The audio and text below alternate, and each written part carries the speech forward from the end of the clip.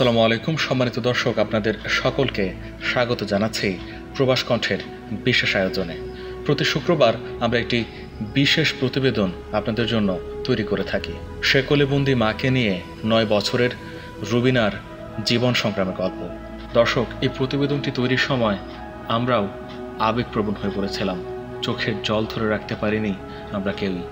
আশা করি এই গল্পটি, এই সত্য গল্পটি আপনাদেরকে জীবন বোধের নতুন শিক্ষা দেবে।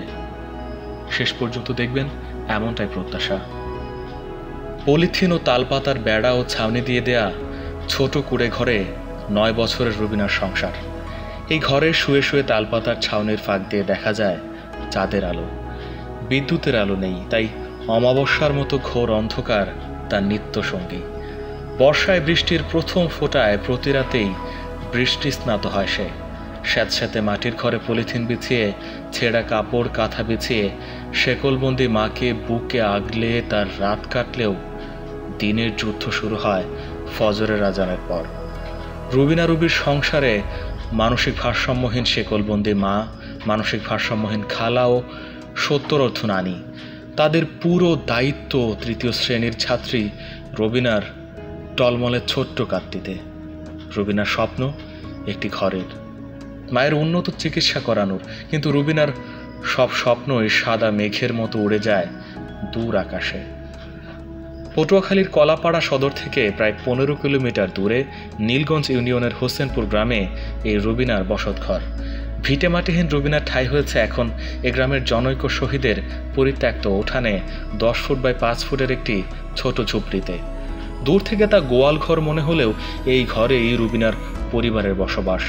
7 বছর ধরে শেকলবন্দি মানসিক ভারসাম্যহীন মা ডলি বেগম, 70 বৃদ্ধা নানি আসিয়া বেগম ও 50 মানসিক ভারসাম্যহীন খালা ফাতেমা। এ নিয়েই রুবিনার ছোট্ট সংসার।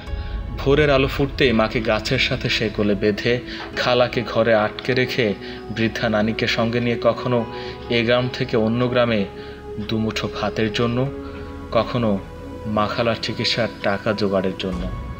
রুবিনার জন্মের আগেই তার বাবা নিরুদ্দেশ।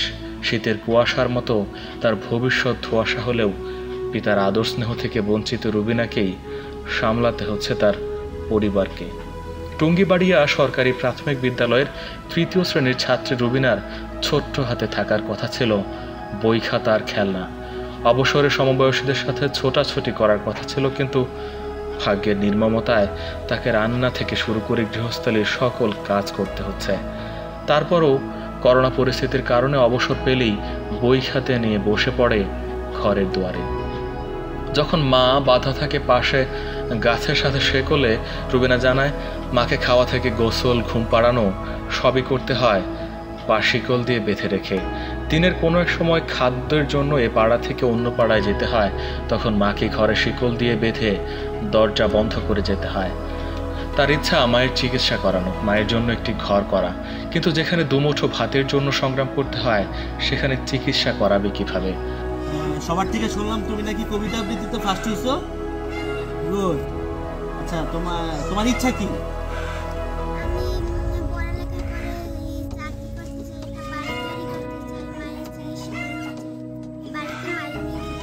অন্যের ঘরে টিভিতে দেখেছেন প্রধানমন্ত্রী অনেক গরিবদের ঘর দিয়েছেন, চিকিৎসা করাচ্ছেন, কিন্তু তাদের ভাগ্যে কি প্রধানমন্ত্রীর আদর নেই?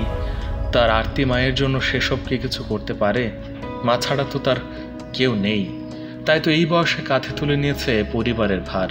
রুবি আরও জানায়, পড়ালেখা করে অনেক বড় চাকরি করতে চাই, কিন্তু এখন সন্ধ্যায় শীত নামলেই একটু কম্বল, শীতের পোশাকের অভাবে পাগল মায়ের কোলে শুয়ে পড়ে মাটিতে পলিথিন বিছিয়ে মায়ের গায়ের গন্ধ শুকতে শুকতে ঘুমিয়ে পড়ে।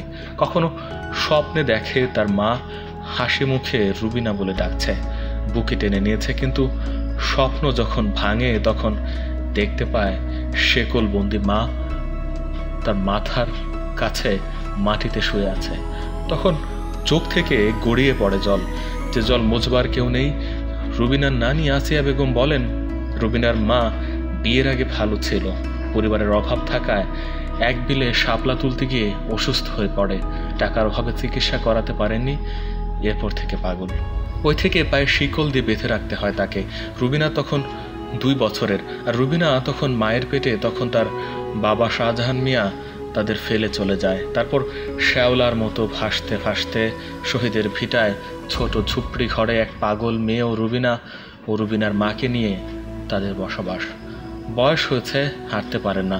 যেখানে রুবিনাকে এখন দেখার কথা, উল্টো রুবিনার একার ছোট কাঁধে আমরা 3 জন। কেউ কি নেই? হোসেনপুর গ্রামের রুবিনার প্রতিবেশী হাসান পারভেজ নাসির উদ্দিন বলেন, গৃহহীন, চিকিৎসা, শিক্ষা ও খাদ্যবঞ্চিত রুবির পরিবারের জন্য একটি ঘর দরকার। তার মায়ের চিকিৎসার দরকার। বৃদ্ধ নানি মারা গেলে মানসিক ভারসাম্যহীন মা খালাকে নিয়ে অথয় সাগরে পড়বে রুবিনা। এজন্য তাদের দরকার সরকারি সহায়তা। এলাকার মানুষের সহায়তায় 1-2 বেলা খাবার পেলেও অধিকাংশ সময়ই তাদের না খেয়ে থাকতে হয়। রুবিনার ভবিষ্যৎ এবং মা ও খালার চিকিৎসার জন্য তারাও সরকারের সহায়তা কামনা করছেন।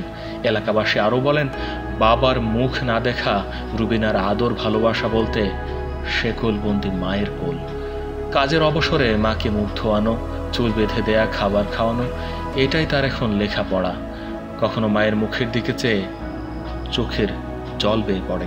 ওষুধ কিনতে না পেরে মায়ের শেকলবন্দি পায়ে আদর করে অসুস্থ মায়ের ব্যথা ঘোচানোর চেষ্টা করে ছোট্ট রুবি।